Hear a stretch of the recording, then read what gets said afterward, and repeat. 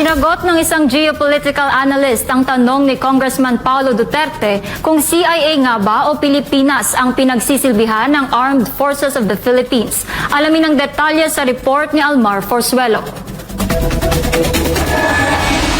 Kamakailan sa isang social media post, tinanong ni Davao City 1st District Congressman Paulo Duterte si Armed Forces of the Philippines Chief of Staff General Romeo Browner Jr. kung sino nga ba ang kanyang pinagsisilbihan nito, ang CIA o ang Pilipinas.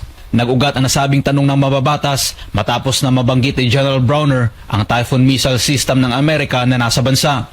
Agad namang pinaliwanag ng AFP ang kanilang panig at sinabi na ang lahat ng kanilang mga ginagawa ay bahagi ng kanilang modernisasyon upang mapalakas ang depensa ng bansa. Pero ayon kay geopolitical analyst Herman Camentong Chu Laurel, sa dami ng problema kinakaharap ng bansa, dapat unahin ng pamahalaan ang pagbangon ng ekonomiya. Sa panayam ng SMNI News kay Camentong, sinabi nitong kung nais ng isang dayuhang bansa na tumulong sa Pilipinas, dapat hindi nito ibibida ang mga armas. Bagkus, dapat itong tumulong na muling ibangon ang ekonomiya nito. Alam po ninyo, yung gustong talagang tumulong sa bansa, ang uunahin po ay yung ayusin ng ekonomiya at pagkakaisa ng bansa.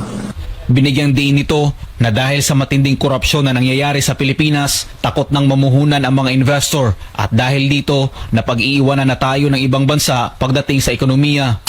Talagang ang kailangan ng focus ng bayan natin, ekonomiya natin. Nasisira na talaga po, near collapse na po. Our stock market is the lowest in ASEAN. Ang ating GDP tayo'y nasa kulelat na dito sa 5 original members of ASEAN.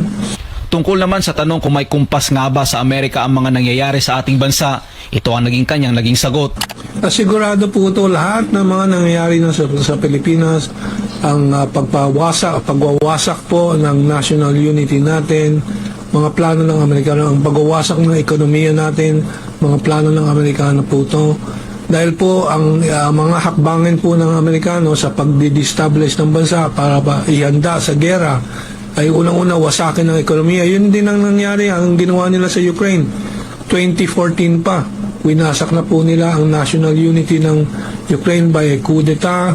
Samantala, nang tanungin din siya kung kaya ba ng Pilipinas sakaling gumanti ang China, ang kanyang tugon, pag makita na po nila na-activate ang mga Typhoon missile, delikado ng Pilipinas. Pag unang bala lang pong marinig na pumutok, ubos ang ating Philippine Coast Guard and Navy in the first hour. Sa unang oras lang po. Dahil yung mga missiles ng China, yung mga drones, handang-handaan na yan laban sa Amerika. Pilipinas pa ang kakalabanin, wala pong may tatapat ang Pilipinas yan. Para sa Diyos at sa Pilipinas kung mahal, Almar Forzuelo, SMNI News.